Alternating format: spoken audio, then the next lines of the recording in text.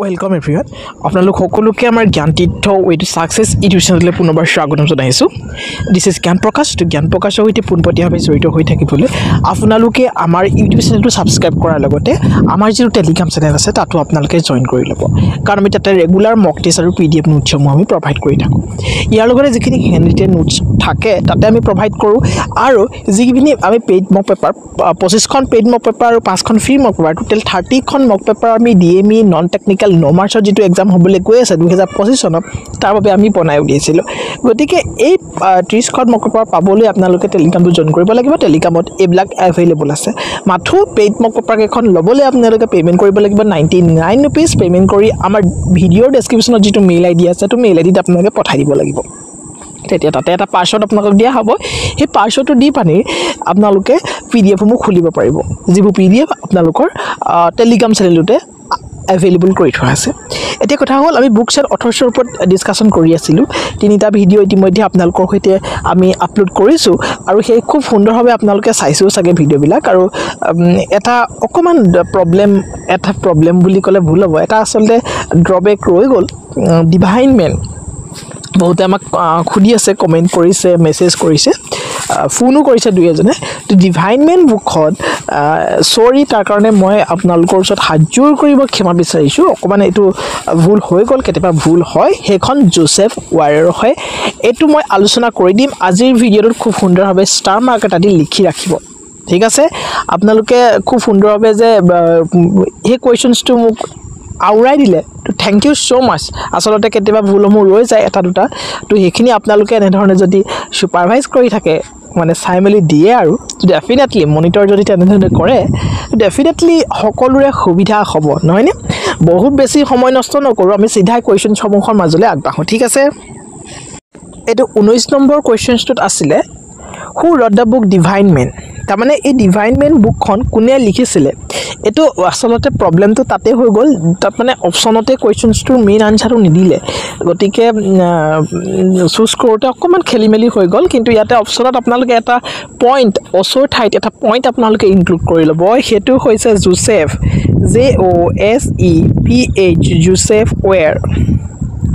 এইটোৱে হ'ব ডিভাইন মেনৰ ৰাইটাৰ এজনে ডিভাইন মেনৰ অথৰ ঠিক আছে আপোনালোকে মনৰ ৰাখি ল'ব জোসেফ ওয়াৰ হয় ডিভাইন মেনৰ অথৰ ঠিক আছে বৰ বেছি সময় নষ্ট নকৰো আমি এখিনি কোৱেশ্চন ডিসকাশন কৰা আছে গতিকে এখিনি অকমান খৰগে গুছি যাম পাছত ৰিভিজনত এখিনি আমি আহি যাম ঠিক আছে মবি ডিকৰ আনসাৰটো পায়ে গল মবি ডিক বুকখন কোনে লিখিছিলে তেতিয়া হলে হাৰমেন মেলভিলিয়ে কি লিখিছিলে মবি ডিক এই বুকখন কোনে লিখিছিলে মনত ৰাখি থব মবি ডিক বুকখন লিখিছিলে হাৰমেন মেলভিলি ঠিক আছে তো এটো কোৱেশ্চন গম পালে মবি ডিক বুকখন কোনে লিখিছিলে মবি ডিক বুকখন তেতিয়া হলে ইয়াৰে অপচন সি টো শুদ্ধ হ'ব তাৰ মানে হাৰমেন মেলভিলিয়ে মবি ডিক বুকখন লিখিছিলে দুই তিনিবাৰ ৰিভিজন কৰিব মনত ৰৈ যাবয়ে হাৰমেন মেলভিলিয়ে মবি ডিক বুকখন লিখিছিলে এতিয়া পৰা যদি কোৱেশ্চনছটো আহে ডেফিনেটলি সাগে আপোনালোকে এটো কোৱেশ্চনছ পাৰিব নেক্সট 32 নম্বৰ কোৱেশ্চনছ 32 নম্বৰ কোৱেশ্চনছটো কি আছে আন্না কাৰিনা বহুত ৰিপিটেড কোৱেশ্চন হয় ডিএমই পাৰ্সপেক্টিভৰ ফালৰ পৰা তো এটো আন্না কাৰিনা এই বুকখন কোনে লিখিছিলে ইয়াৰে শুদ্ধটো হ'ব অপচন সি টো আপোনালোক সকলোৱে হয়তো জানে যদি প্ৰিভিয়াস ইয়াৰ কোৱেশ্চন পেপাৰ আপোনালোকে সলভ কৰিছে তেতিয়া হলে Leo Tolstoy is the correct answer পাৰিছিলে নাই পৰা আপোনালোকে নেক্সট কোৱেশ্চন নম্বৰ 33 আপোনালোকে ভিডিঅ'টো এটা মক টেষ্ট হিচাপে ল'ব যদি জানে আপোনালোকে কমেন্ট কৰিবলৈ চেষ্টা কৰিব ভিডিঅ'টো পজ কৰি পানি ঠিক আছে যেহেতু লাইভ অহাত অকমান অসুবিধা হৈ আছে গতিকে এনে ধৰণে আপোনালোকে মক টেষ্ট বুলি ধৰি ল'ব আৰু পজ কৰি পানি আপোনালোকে কমেন্ট কৰিবলৈ চেষ্টা কৰিব ঠিক আছে ভুল হলেও শুদ্ধ হলেও একো প্ৰবলেম নাই কমেন্ট কৰিব ডেফিনেটলি তো ঠিক আছে 33 number questions who wrote the book Freedom at Midnight এটো কোৱেশ্চন আহিছিলে নহয় টেকনিক্যাল এক্সামত কিন্তু এই নোটছখিনি যে প্ৰিপেয়াৰ কৰি আপোনালোকক পঢ়াইছো এই নোটছখিনি কিন্তু বহুত আগৰ নোটছ আমাৰ তাতে আছিলে গতিকে ক'ব পাৰি যে এটো কোৱেশ্চনছ মই এতিয়া আহিছে খানে আপোনালোকৰ কাৰণে মই এটো লৈ আহা নাই এটো কোৱেশ্চনছ মোৰ 2 বছৰ আগৰ যিখিনি নোটছ তাতে এইখিনি নোটছ এইখিনি 50-60 খন যি আছিলে বুকছ এণ্ড অথৰ্ছ সেইখিনি তাতে ইনক্লুড আছিল আৰু এই কোৱেশ্চনটো তাতে ইনক্লুডেড আছিল যেটো নেকি টেকনিক্যাল এক্সামত অলৰেডি আহি গৈছে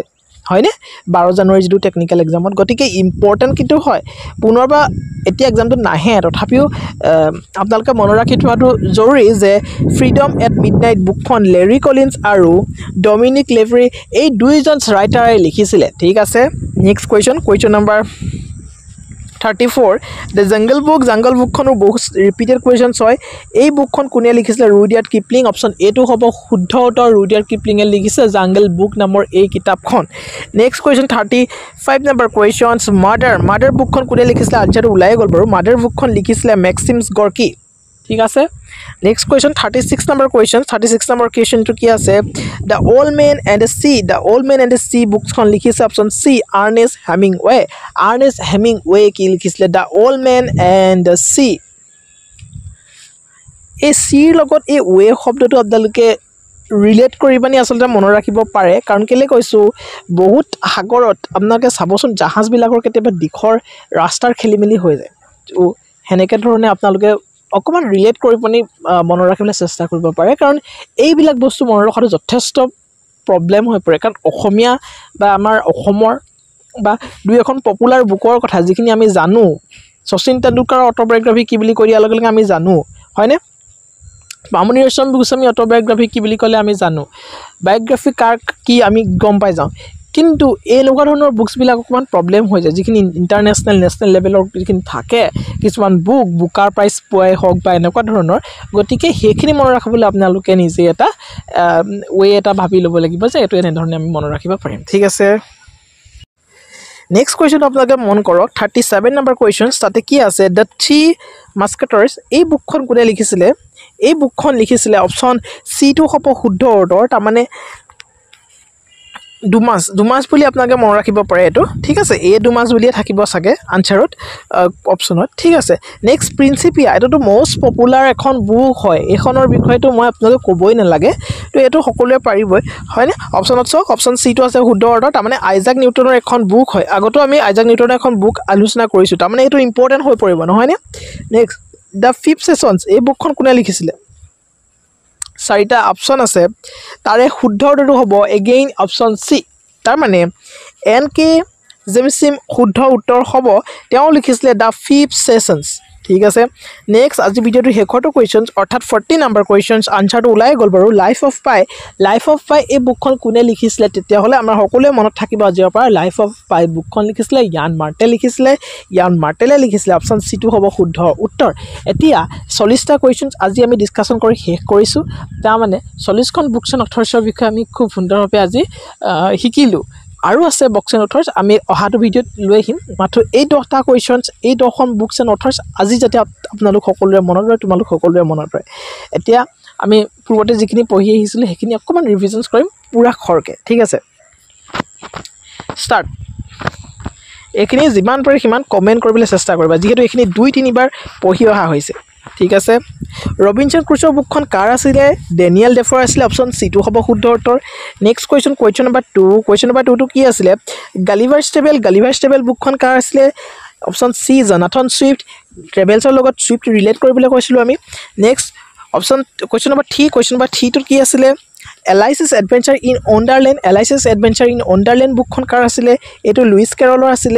অপশ্যন সি টুৱে হ'ব শুদ্ধ উত্তৰ নেক্সট কুৱেশ্চন নম্বৰ 4 টো কি আছে the adventures of the শাৰ্লক homes এই বুকখন কাৰ আছিল এই বুকখনো আছিল অপশ্যন সি তাৰমানে আৰ্থাৰ কেনন ডয়েল নেক্সট কুৱেশ্চন নম্বৰ 5 টো কি আছে কুৱেশ্চন নম্বৰ 5 টোত আমি লৈ আহিছিলো দ্য এলকেমিষ্ট বুকখন কাৰ আছিল পাউলো কোয়েলহো আছিল হয়নে নেক্সট কুৱেশ্চন নম্বৰ 6 ত আমি কি লৈ আহিছিলো around the world in 80 days এই বুকখন কাৰ আছিল কমেন্ট কৰক আপোনালোকে অপশ্যন বি টো আছিল শুদ্ধ উত্তৰ তাৰমানে জুৱেলছ ভাৰ্ন নেক্সট ইমা বুকখন কাৰ আছিল জানে এষ্টিনৰ আছিল হয়নে নহয় নেক্সট কুৱেশ্চন নম্বৰ 8 টো কি আছিল আপোনালোকে মন কৰক ডেভিড কপাৰফিল্ড মোস্ট ৰিপিটেড কুৱেশ্চনছ আছিল বুলি কৈছো মই হেটো চাৰ্লছ ডিকেন্সৰ অপশ্যন সি টু হ'ব শুদ্ধ উত্তৰ নেক্সট 9 নম্বৰ কুৱেশ্চনটো কি আছিল ডাছ কেপিটেল বুলি কৈ দিয়াৰ লগে কাৰ্ল মাৰ্ক্স বুলি মাইন্ডত সকলোৰে আহি গৈছে নেক্সট 10 নম্বৰ কুৱেশ্চনটো কি আছিল ইনভিজিবল মেন বুকখন কাৰ হয় ৰাল্ফ এলিসনৰ হয় অপশ্যন এ টু হ'ব শুদ্ধ উত্তৰ নেক্সট 11 নম্বৰ কুৱেশ্চনটো কি আছিল অৰিজিন অফ স্পেচিছ মই কৈছিলো চাৰ্লছ ডাৰউইনৰ এখন বুক হয়নে next question the Odyssey and the Iliad এই দুইখন বুক যোৱাবাৰ যেনেকৈ ফ্ৰীডম এট মিডনাইট সেই বুকখন আহি গ'ল এবাৰ আহি যাব পাৰে অডিসি এণ্ড দ্য ইলিয়াড এই বুকখন কোনে লিখিছিলে তেতিয়া আমি ক'ব লাগিব হোমাৰে এই বুকখন লিখিছিলে next 13 number questions who wrote the book Romeo' and জুলিয়েটৰ বিষয়ে আমি সকলোৱে জানো মষ্ট পপুলাৰ এখন বুক হয় অপশ্যন চি টো হ'ব মষ্ট পপুলাৰ এখন বুক হয় তাৰমানে উইলিয়াম শেক্সপিয়াৰে লিখা এখন বুক হয় নেক্সট কুৱেশ্যনটো কি আছে who wrote the book Pride and Prejudice বুকখন কোনে লিখিছিলে জানে আছিলে প্ৰাইড এণ্ড প্ৰিজুডিচ বুকখনো লিখিছিলে অপশ্যন চি টো হ'ব শুদ্ধ উত্তৰ কুৱেশ্যন নম্বৰ 15ত আছিলে পেৰাডিছ লষ্ট এইখন মিল্টনে লিখিছিলে ঠিক আছে জন মিল্টন নেক্সট 16 নম্বৰ কুৱেশ্যনটো হেৰি পটাৰ চিৰিজ বুকখন লিখিছিলে জে.কে. ৰাউলিং অপশ্যন চি টো হ'ব শুদ্ধ উত্তৰ নেক্সট 17 নম্বৰ কুৱেশ্যনটো কি আছে দ্য অডাচিটি অফ হোপ এই অডাচিটি ৱৰ্ডটো দেখিলে মই কৈছিলোঁ হোপ ৱৰ্ডটো দেখিলে মই কৈছিলোঁ USA লগত আপোনালোকে ৰিলেট কৰিবলৈ তাৰমানে USA এজন বিখ্যাত পাৰ্চনেলিটিৰ এখন বুক হয় সেইখন হৈছে বৰাক ওবামাৰ এক বুক হয় নেক্সট 18 নম্বৰ কুৱেশ্যনছ কি আছে